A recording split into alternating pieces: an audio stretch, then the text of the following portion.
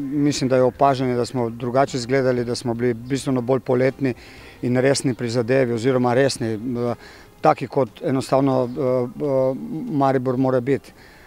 Je pa velika škoda in ponavadi je tako, da z tega prometa, ki je bil res enosmerni, se ti potem v drugem polčasu zgodi, da si tekmo narediš nervozno, ko bi enostavno moral streti odpor nasprotnika, kateri je bil zelo ranljiv. Zdaj po teh dveh porazih smo spremenili tudi sistem igre v 4-4-2 in mislim, da se je tudi na današnji tekmi pokazali, da smo bili dominantnejši, pripravili smo se mnogo več priložnosti kot v teh dveh tekmah, tako da to je ena dobra svetla točka za naprej.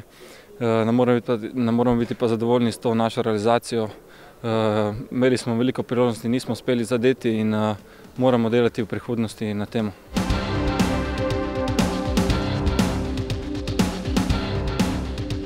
Bila je akcija po levi strani, podaja na špico, lepo je odložil Luka, potem pa se nadval v sredino in videl sem, kako je odprt Tavares, sem mu podal in on je vrhunsko zaključil.